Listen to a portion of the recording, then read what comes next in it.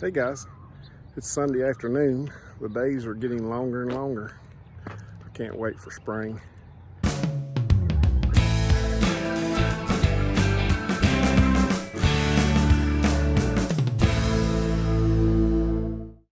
picked up a little project as if I don't have enough to do.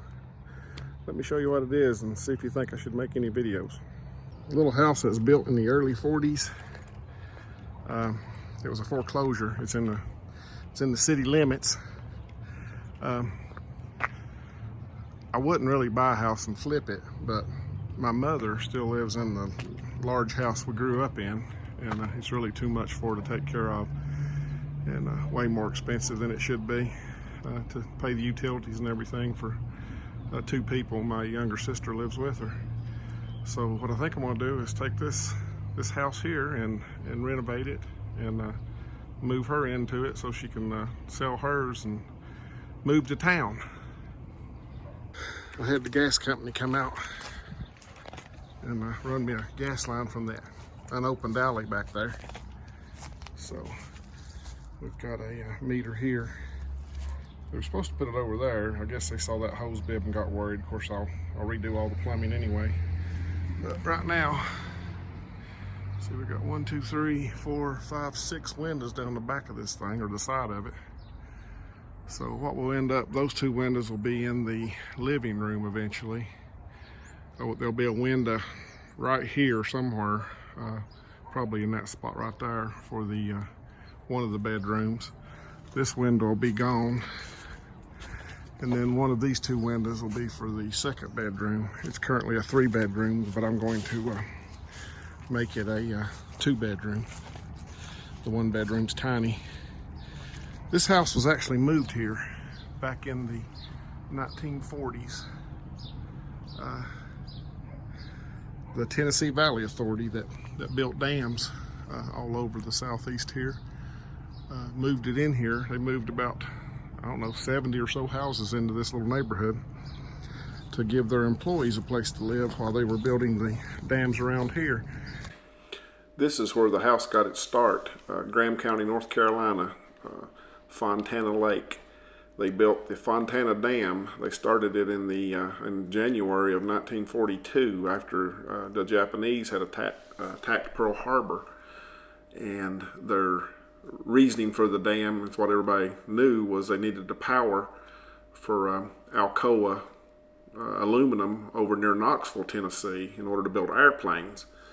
But in reality, what they needed most of the power for was the laboratories at Oak Ridge, Tennessee, on the other side of Knoxville, where they were going to develop the atom bomb, which eventually ended World War II. The houses were built in this area on the lower left there. It's a little resort now, but they made a little town. It had 5,000-6,000 people living there real quickly in order to get employees out into this remote area to have enough people to build this dam. They built it in just a couple of years. Major undertaking to do such a big project in such a remote area. So when they first built the houses, they looked a little different than they do today. This house started out as a duplex. It was actually attached to, I assume, the house next door, and they were attached at the back, and they set long ways to the road. I think this picture is actually of a 2-bedroom one, possibly, but they had both 2 and 3-bedroom houses, and you can see the actual floor plan as it comes up here. But they built several of these. I mean, there were 6,000 people there, so they built a bunch of different houses, but a bunch of them were these 2-bedroom and 3-bedroom duplex houses, and they were considered temporary housing. They knew they weren't going to leave them there, so they cut all the boards at one location that had a power saw, and then they came here and assembled them basically, and then as they got done, they had to figure out a way to reuse them, and that's what they did. They cut them in half and made 2 houses, and then they split them down the middle and laid the roofs down on top of them and loaded them on trailers and brought them up to Elizabeth. Here's a picture in one of their reports of the medical building at Fontana. And you can see in the background there all the little houses up on the hill, and this house was probably one of those you see there. So just a little history, kind of interesting on how they got this house, how it began life, and why it began life, and how it got where it is today. Sometime after it was built and moved in here, someone has excavated this basement out. I got my trailer here hauling stuff out of the basement. Again, this was a foreclosure, so it just left a lot of trash. Of course, there's one of the old water tanks. There's the other. So you can see they actually did this thing what I would consider to be the right way. They didn't undermine their footers when they dug it out. They moved in, and then they actually poured a concrete shelf back here to, I don't know, it gives you some room, but what's going to wind up down here for me is I'm going to put in a gas hot water heat and a gas furnace, and then the rest of it will just be here. You can see the basement only goes back part way of the house, and the reason that is there was a chimney right there, and I guess, you know, of course they didn't want to undermine it. You can see the chimney up in the kitchen. It just sticks out into the room. It does no longer come through the roof. The house had a roof put on it a couple of years ago, and looking at the Google Earth pictures, there was actually a two flue chimney that came through the roof, and it's gone now. And I looked, it's tucked down below the roof line. I can see it up in the attic. So I'll be taking it down the rest of the way, but what happens back here then is just crawl space. So I'll have to get back in there and clean that up. There's a little porch over on the side we probably saw from the front picture. It started out as a porch and then got closed in for a laundry room. I'll actually take it all the way down and rebuild it back up, because I'm gonna change the roof line and everything over it and make it part of the new kitchen. We've got, of course, cast iron plumbing here. You can see the driveway had been dug up, so I got over next to the house, did a little digging. I actually found the PVC clean out. So it's been ran PVC from right on the other side of this wall. So what I'll do is go back out to the PVC line and come back in again, because the bathrooms are all going to move back toward that end of the house. I'm going to put two different bathrooms, one for like a master and then one out in the hallway. But place has 100 amp electric service, so with a fuse box. I just got through, I came in and took out all the outlets and lights, fixtures and everything, getting ready to do the demolition. The fuse box is actually in this bedroom right here. So what I've done now, I just have me two circuits worth of outlets coming out of it to give me like a temporary power while I'm doing the work. I'm going to put a new service in, and I'll move this meter around to this side of the house. Might pop it through the overhang about where they've had that satellite dish bolted on, so I can patch that at the same time. They'll just swing it off that pole over there. Then what I'll have to do is put a meter with a disconnect on it, because the back side of this is going to be a closet, a walk-in closet. You're not allowed to put panels in closed closets.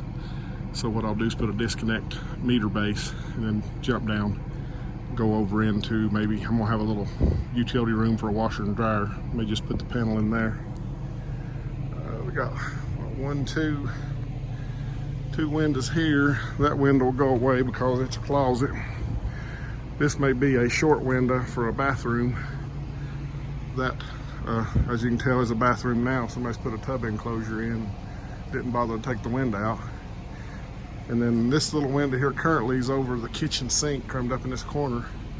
This will actually wind up being a door in this area, coming out of what will be the dining room area. And I'll build a small covered porch, the same depth as this screen porch bump out right here. Got my old van hauling the trash. I have to tear these steps and stoop out. That door will go away. It'll actually be just cabinets along this wall with a stove in the middle, microwave vent hood over top of it. It'll probably just vent through that wall. Again, the entire roof line is going to have to change. That's too flat of a roof anyway. The main roof is a 4.5 12 pitch, and that's something much less than that. But my intent is to just plop the entire roof up and come back down to the 8-foot plate height over here, and then bring it out over most of the way over this porch, and then wrap the roof around like a hip on this corner and dead end back into that little gable there. Make it look a little nicer from the street and cover the front porch up. Mama likes to sit on the front porch.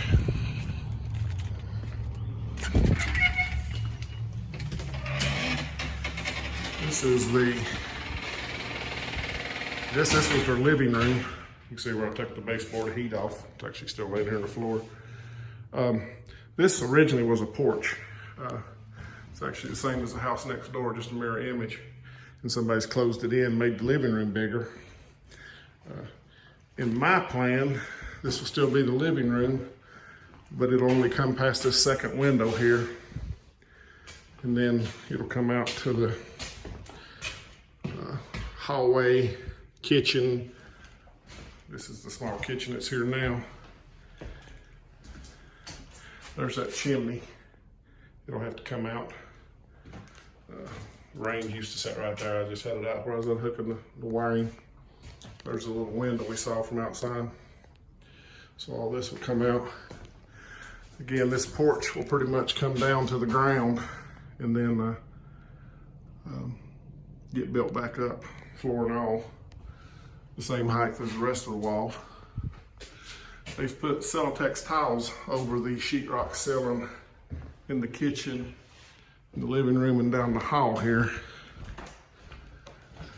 But the remaining bedroom just have a thin sheetrock ceiling. Somebody's actually got insulation in the walls. I knocked this hole in here to see. He must have drilled some holes and blew it in. Of course, all that's going to come out. This room looks like it's glowing. Isn't that pretty? I found the paint. It's a Radiant Raspberry.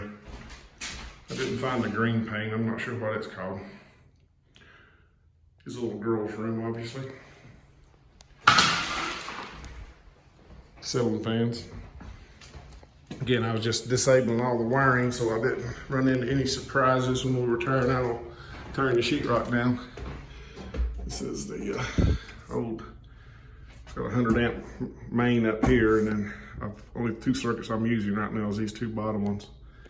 Got them hooked on here, and got me a cord run down to go to the sump pump that's in the basement. It's monsoon season here. That's actually going to be right where the bathtub is in here, so that's why I drilled the hole where I did, because I'll have to cut that even bigger for the drain for the tub. But all in all, it'll be a fun little project. Except I've disabled all the lights. Bathroom in there, just a small bathroom. But again, I'll pretty much every wall will come down. The center of the house is actually about midway of this hall right now. And that's where the actual girder support down the middle is underneath. So my new wall is going to line up right on top of that underneath. So the bedrooms will wind up being about the size of this room here. I drew it out. It's big enough for a queen size bed, a couple of nightstands, and something on this end to set your TV on. So in this room, that window would go away, that one will stay.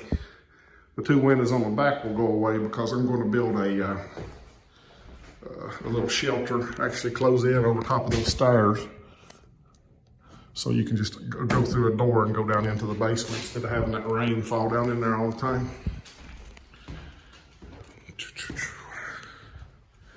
But it'll look a lot different once we get all this drywall out and get it stripped down to its bare bones. We left me a refrigerator. Got a mark or 2 on it.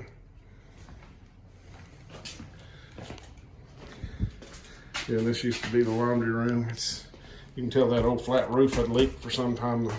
The floor in here is pretty dopey. Of course, there's no insulation or nothing in it because it was a screen porch originally when they built these things back in the 40s, and then everybody just closed them in and made additional space in the house.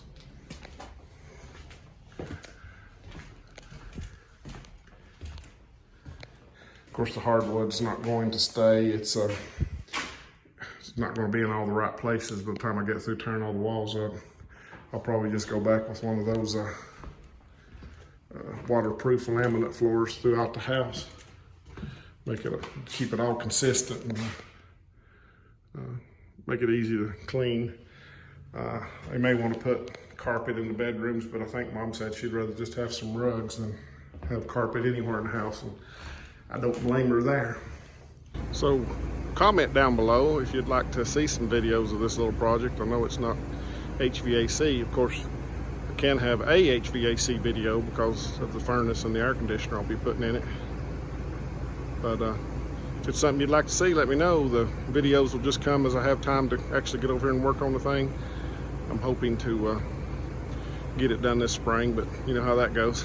Got to take care of your day job first. So thanks for watching, and I look forward to the comments below.